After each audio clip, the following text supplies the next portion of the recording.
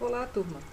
Vamos iniciar mais uma aula hoje de produção textual e agora a gente vai trabalhar outro gênero, que vai ser o gênero notícia. Então acompanha aí no slide que este gênero, ele agora está no volume 3, na unidade 5. Tudo bem? Vamos iniciar. Então, quais são os objetivos que a gente vai ter para este gênero nesta aula?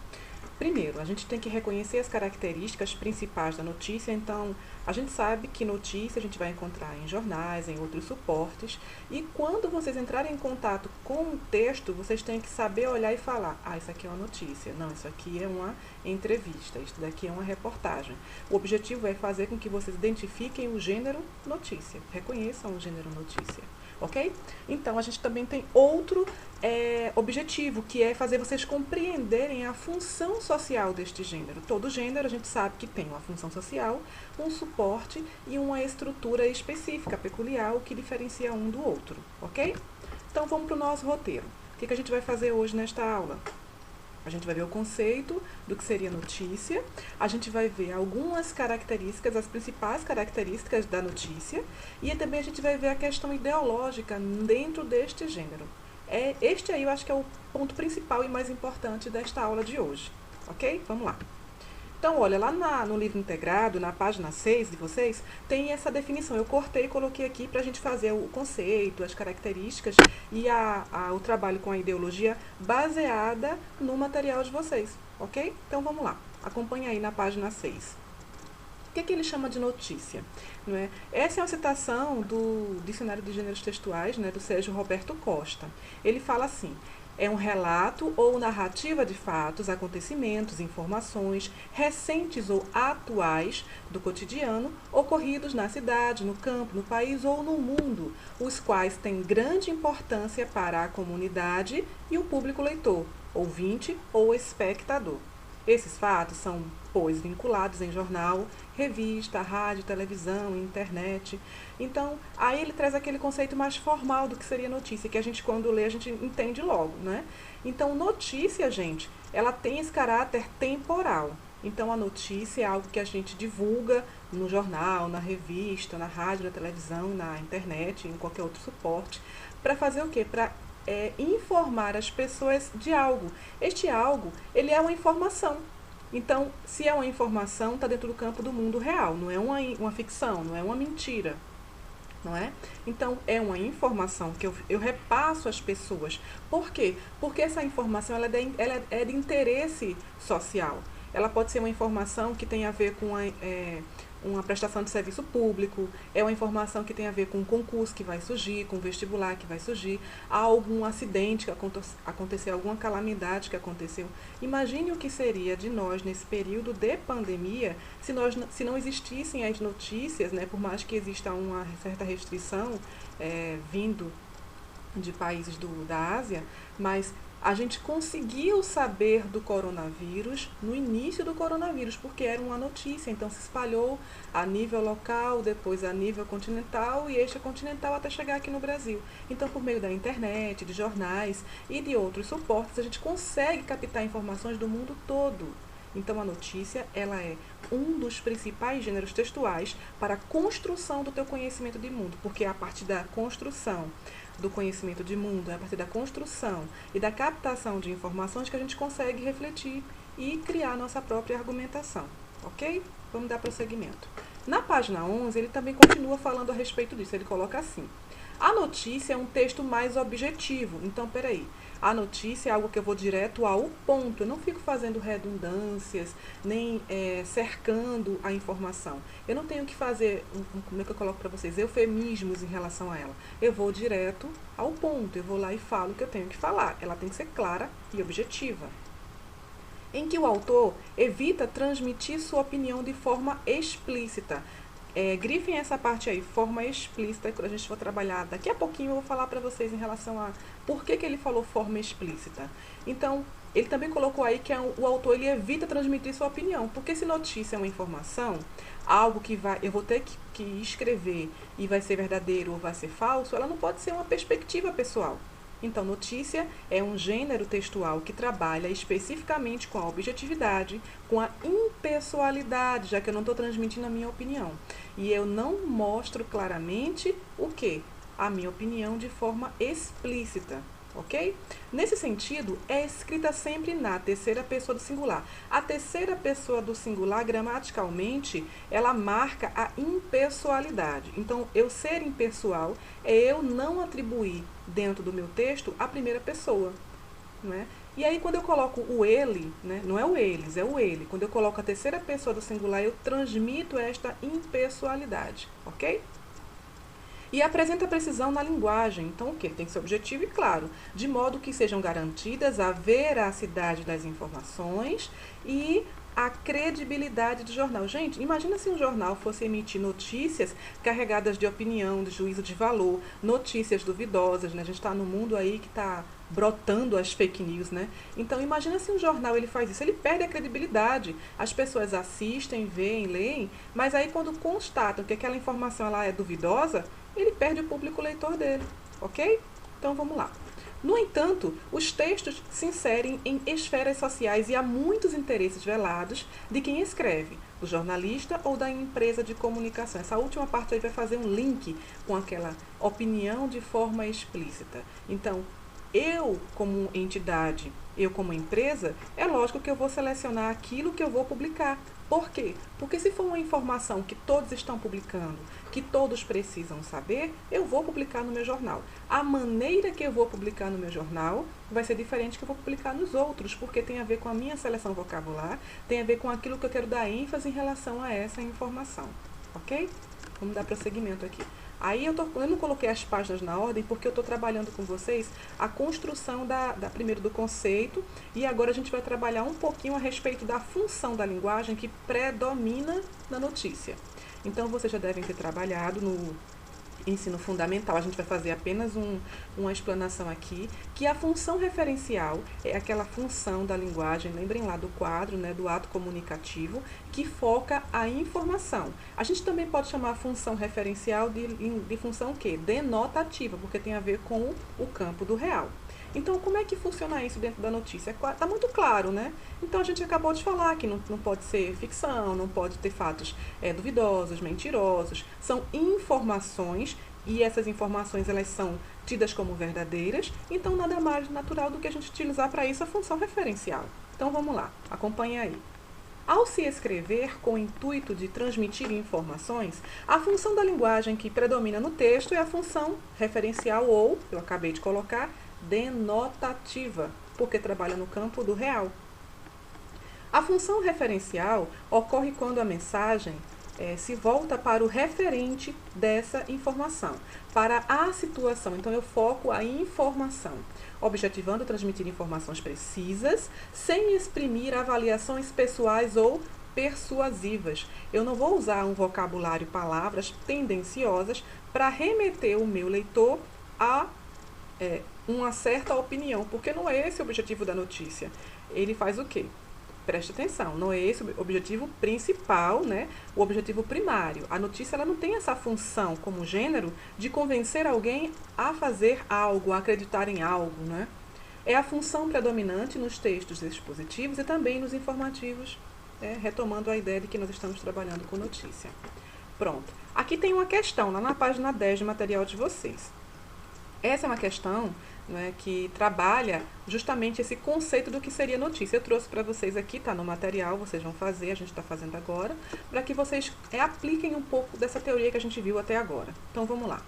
O texto é da revista Época, em 2010. Dados preliminares, perdão, título, né? É água que não acaba mais. Dados preliminares divulgados por pesquisadores da Universidade Federal do Pará apontam o aquífero Alter do Chão como o maior depósito de água potável do planeta. Com volume estimado em 86 mil quilômetros cúbicos de água doce, a reserva subterrânea está localizada sobre os estados do Amazonas, Pará e Amapá. Essa quantidade de água seria suficiente para abastecer a população mundial durante 500 anos, diz Milton Mata, geólogo da UFPA. Em termos comparativos, Alter do Chão tem quase o dobro do volume de água do aquífero Guarani, com 45 mil quilômetros cúbicos. Até então, Guarani era a maior reserva subterrânea do mundo, distribuída por Brasil, Argentina, Paraguai e Uruguai. Então, gente, o que vocês observaram quando vocês leram esse texto? Tem ponto de vista? A gente vê algum resquício de ponto de vista aí no título, né? Porque ele é mais subjetivo, é água que não acaba mais, mas mesmo assim o texto retrai, né? Traz essa informação do título ao campo do real. É água realmente que não acaba mais, já que é uma das maiores reservas do mundo, se não a maior. Então vamos lá. Essa notícia publicada em uma revista de grande circulação apresenta resultados de uma pesquisa científica realizada por uma universidade brasileira. O enunciado traz aí primeiro, antes de pedir o que ele quer, uma afirmação, a constatação. Nessa situação específica de comunicação, a função referencial da linguagem predomina porque o autor do texto ele prioriza o quê? O que é que vocês acham? Vou dar 30 segundinhos para vocês pensarem aí. Letra A. As suas opiniões baseadas em fatos, os aspectos objetivos e precisos, os elementos de persuasão do leitor, os elementos estéticos na construção do texto ou os aspectos subjetivos da mencionada pesquisa. O que é que vocês acham? Tá bem claro, não tá? Qual é a resposta? A resposta é a letra B. Os aspectos objetivos e precisos. Observem que ele manteve uma linguagem clara, objetiva, a função referencial está predominando por isso, são informações no campo do real, verdadeiras, né? E a função deste texto é informar quem está lendo, o público-alvo que está lendo, ok? Vamos dar seguimento aqui. Na página 11, a gente vai começar a trabalhar agora a ideia da ideologia. Lembrem agora há pouco quando eu citei que é uma opinião de forma explícita, isso não acontece na notícia? Por que será que ele colocou? O material de vocês teve essa preocupação em colocar de forma explícita. Por que simplesmente não colocar que não emite opinião? Porque é impossível. É impossível a gente não emitir opinião quando a gente lança uma informação, porque a minha seleção vocabular vai detectar que eu escolhi aquele vocabulário baseado nas minhas perspectivas do mundo. Logo, todo o texto ele tem sim um resquício de opinião, só que quando essa opinião ela é retraída, colocada de forma mais impessoal, não é? Bem escondida, a gente fala que isso aí está implícito, não está explícito. Então vamos lá. A ideologia na notícia. Embora a objetividade seja uma característica da notícia, sabe-se que não há texto neutro. Os textos, inclusive as notícias, são produções discursivas, determinadas por tendências ideológicas, já que foi alguém que escreveu, e interesses políticos. A informação que nos chega via imprensa não é a exata reprodução da realidade. Então, quando eu faço uma construção de manchete, o que eu coloco como sujeito, se eu vou usar a voz passiva, se eu vou usar a voz ativa, não é? Se eu vou colocar frases verbais, se eu vou colocar frases nominais, se eu vou usar um ponto de exclamação, uma interrogação, se eu vou usar aspas, então tudo isso vai construir, vai tender a gerar, mesmo que seja uma notícia, um certo favorecimento em relação ao ponto de vista que eu abordei a notícia. Logo, não existe texto neutro. Tudo que se fala, tudo que se constrói a partir da oralidade, da escrita, do texto verbal, ele é construído a partir de uma perspectiva pessoal, porque foi um sujeito, foi alguém que fez. Tranquilo? Vamos lá. Assim, ainda que o posicionamento ideológico assumido não seja explícito, lembrando aí, explícito, exposto na cara, a escolha dos dados e das palavras que constituem um texto não é aleatória. Ela revela a visão de mundo do sujeito enunciador e gera efeitos de sentido no interlocutor, em quem está lendo. Por isso, ao ler uma notícia, é importante saber reconhecer os valores expressos e defendidos pelo texto. Então, vocês vão procurar se houve alguma pontuação para dar uma ideia de questionamento, de ironia com aspas, de exclamação, né? A pontuação de exclamação para dar ideia de surpresa, ou simplesmente a pontuação mesmo, o ponto, a vírgula, né? E as palavras que foram utilizadas. Foi muito adjetivo, né? O que ele usou? Ele usou um advérbio. Como é que foi feita a construção? Num discurso direto ou indireto? Ele foi direto, citou literalmente a fala, ou ele interpretou, ele parafraseou, ele disse o que foi dito. Vamos lá. E aí a gente vai trazer também, está no material de vocês, na página 11, uma citação agora do Fiorin e do Savioli, né? É um livro muito importante, eu recomendo para que vocês leiam. É o Para Entender o Texto, Leitura e Redação. É um livro muito bom, é referência dentro do campo dos gêneros textuais, né? Então vamos lá. O relato manipulado pelo escritor pode levar o leitor a deduções positivas ou negativas sobre o que leu. Não se pode ignorar o fato de que o próprio ato de informar pode ser manipulado em função da defesa de interesses específicos e da visão de mundo de quem escreve. Então, eu vou pegar uma informação básica, essa informação, um exemplo qualquer. Eu quero falar para vocês que a pandemia vai se estender até setembro. E aí, essa é uma informação. É uma informação que foi divulgada por algum órgão oficial. E aí eu sou um suporte, eu sou um jornal. Então eu posso colocar assim, como manchete dessa notícia: pandemia vai até o segundo semestre. Ou simplesmente eu coloco: pandemia terminará em setembro. Ou eu coloco como manchete: pandemia vai terminar quase no final do ano. Então, a maneira com que eu coloco, a minha seleção vocabular, não é? As palavras que eu coloco, a sequência que eu coloco, vai determinar, sim, essa ideia de que a notícia ela tem essa função que tem a ver com o meu discurso, ok? Então, não tem como a gente ignorar, toda notícia ela tem sim. E aí, a parte da manchete, aí é que eu vou tender mais ainda durante o meu texto. Então, o meu texto vai favorecer determinada perspectiva da informação, ok? Então, vamos lá. E aí a gente vai analisar também um pouquinho agora da linguagem, lá no final da página 11, né? A linguagem na notícia. Como a função da notícia é apresentar fatos com objetividade e não opiniões explícitas, a subjetividade não pode ser explícita. Dessa forma, o enunciador utiliza uma linguagem mais o quê? Impessoal. Como é que eu faço isso? Terceira pessoa do singular, por meio do uso de verbos na terceira pessoa do singular. Por exemplo, o autor do texto também evita empregar adjetivos que expressem avaliação subjetiva. Então, dentro de um texto mais preciso, até encarem essa informação como essencial também para redações de vestibular e concursos, como o Enem. A gente quer fazer um texto impessoal, então o adjetivo é uma classe gramatical que gera muito juízo de valor, subjetividade. Então a gente evita, a gente procura até colocar alguns que tenham menos dessa informação. Quanto mais o número de adjetivos, mais meu texto está carregado de perspectivas íntimas, perspectivas pessoais, perspectivas emocionais. Então, gente, vamos lá.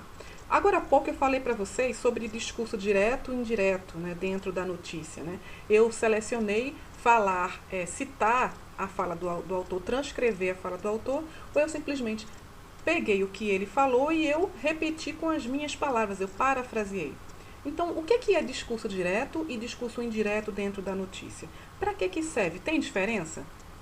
Será que algum deles é mais prestigiado do que outro? Ou depende do que foi falado? Ou depende do jornal de suporte? O que é que ele quer com aquilo ali? Vamos lá ver um pouquinho. Discurso direto e indireto na notícia. Na página 15 do material de vocês. As notícias geralmente apresentam outras vozes, além da voz do enunciador do texto. Isso tem a ver com a ideia da polifonia, tem a ver com a ideia do dialogismo.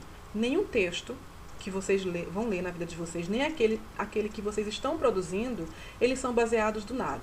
Tudo aquilo que a gente emite como um pensamento, como reflexão, é produto daquilo que a gente já absorveu. Logo, nenhum texto ele é, vamos dizer assim, inédito numa perspectiva de construção. Tudo que a gente fala, tudo que a gente emite, tudo que a gente lê é baseado em textos anteriores, ok? Modificados, refeitos, né? Adaptados, mas são textos, são ideias anteriores. Então, é disso que está se falando nessa parte agora. Então, vamos lá.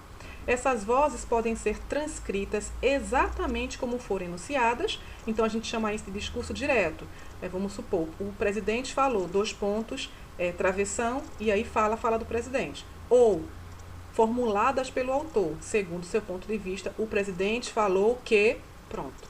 Então, existem estruturas gramaticais para que a gente identifique o discurso direto e o discurso indireto. Tranquilos? Vamos dar seguimento aqui.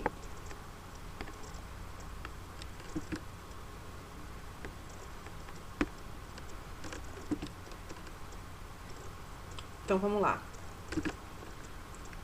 Discurso direto Em uma notícia, quando o autor do texto insere uma fala de outra pessoa da forma exata como é enunciada, sem modificar explicitamente seu conteúdo, tem seu discurso direto.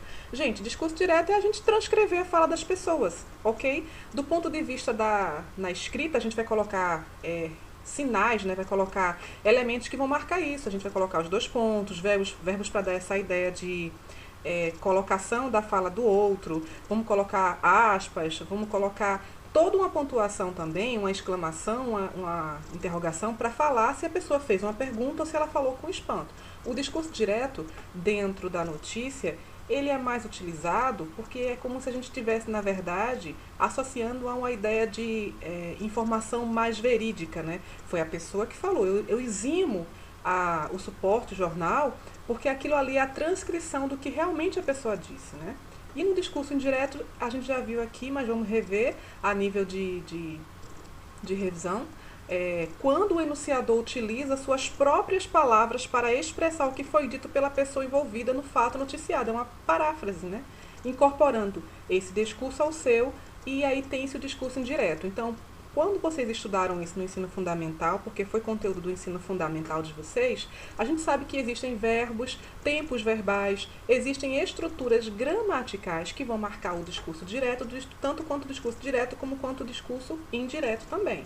Lembrando que o discurso indireto e o direto, ele trabalham muito com citação, com informação, então são coisas que foram ditas, então a gente gira em torno do quê? Gira em torno dos verbos no tempo passado, ok?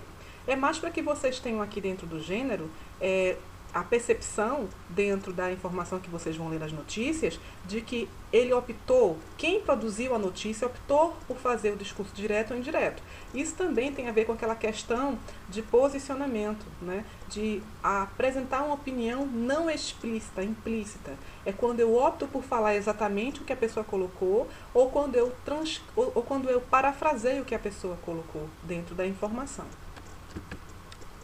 Toda linguagem, aí esse texto está na página 18 do material de vocês, toda linguagem é ideológica porque a palavra é um signo ideológico e, portanto, não neutro. Deixa eu pegar aqui e tirar isso só um minutinho. Ao incorporar a fala de uma pessoa em uma notícia, seja por meio do discurso direto ou do discurso indireto, o jornalista busca ser imparcial. Contudo, olha aí a contra-informação, né? No discurso direto, ao selecionar o trecho da fala que quer destacar, o sujeito enunciador faz uma escolha, o que denota subjetividade. Ao recortar a fala do entrevistado e inseri-la em um novo contexto, o sentido ele é alterado. Cabe ao enunciador se esforçar para que o sentido fique o mais próximo possível do original, ok? Ao escolher um verbo de elocução para apresentar a fala de uma pessoa, seja no discurso direto, seja no discurso indireto, então, afirmou, disse, relatou, confirmou, né, propôs, né, sempre são verbos que dão a ideia de você vai introduzir, né, a fala de um terceiro. O sujeito enunciador também está assumindo uma posição ideológica e fazendo uma apreciação crítica, valorizando o que é dito, né? Então, até essa questão gramatical da escolha verbal vai determinar, tanto no discurso direto como no discurso indireto, certa tendência do suporte do jornal em relação àquilo que ele vai colocar como sendo o quê? Informação, como sendo o posicionamento do sujeito, do que ele está querendo citar. Pode ser um órgão, pode ser uma pessoa, uma autoridade também, né? Quando o sujeito quando é feita uma paráfrase, a escolha das palavras e a disposição das informações revelam o ponto de vista de quem escreve, e não apenas de quem foi ouvido. Lembrando que eu coloquei para vocês, ele vai usar a voz passiva, ele vai usar a voz ativa. Se eu disser assim, vou dar um exemplo simples. Maria estudou dentro de casa. Então, se eu falo, Maria estudou dentro de casa, né, e eu coloco assim, Maria estudou matemática dentro de casa. Aí eu estou querendo dar ênfase o quê? A alguma coisa. Eu coloquei primeiro o meu sujeito, eu usei a ordem direta. Maria estudou matemática dentro de casa. Mas se eu coloco assim, dentro de casa, Matemática, Maria estudou. Então, se eu mudei a minha ordem da colocação das palavras, da minha construção, né, da minha oração, isso aí denota certo sim. Eu quero dar ênfase a alguma coisa. Então, denota certa perspectiva a respeito das informações que eu vou lançar. Então, aqueles nomes colocados em primeiro lugar, né, ele vai fazer o quê? Ele vai mostrar para as pessoas que eu quero dar ênfase a certo grau da informação, a certo tópico, a certo ponto da informação. Então, dentro da paráfrase, dentro do discurso indireto, acontece muito isso. Então, o presidente da empresa tal afirmou que vai investigar. Né? Se eu coloco assim, a investigação vai ser feita de acordo com o presidente da empresa tal. Então, a maneira que eu vou colocar essa informação, a sequência que eu vou escolher para colocar essa informação vai mostrar se ela vai ser tendenciosa ou não. Ela sempre vai ser tendenciosa, mas vai mostrar aquilo que eu estou querendo enfatizar. Basicamente é isso. Então, vamos dar sequência aqui. Olha, em relação à notícia, a gente viu muita coisa hoje. Perceberam que eu dei mais ênfase a essa parte final, o quê? Da questão ideológica, da exposição superficial ou inferida, né? Da opinião, do suporte. Então, dentro do gênero notícia, a gente vai ficar por aqui. Ele é um gênero que a gente vai trabalhar novamente em outros anos, né? A gente volta a trabalhar notícia ainda no médio, porque ele vai ser a base para que vocês comecem a trabalhar a ideia de argumento, né? De estratégias argumentativas, de comparação, né? Argumento de autoridade, né? Argumento de prova concreta, de exemplificações. Então, é um gênero textual que a gente vai sim voltar a trabalhar. Por hoje, por esta aula aqui, foi isso que a gente mencionou para vocês. A título de atividade, de aplicação da teoria do que a gente viu, a gente vai fazer as atividades do livro integrado, tá aí, por favor, da página 5, 6, 8 e da página 9. E também vai haver uma atividade lá no portal do Positivo On, com algumas questões básicas, para que vocês respondam baseado no que a gente trabalhou nesta videoaula, tranquilos? Então, muito obrigado, beijo para vocês, se cuidem e até a nossa próxima aula.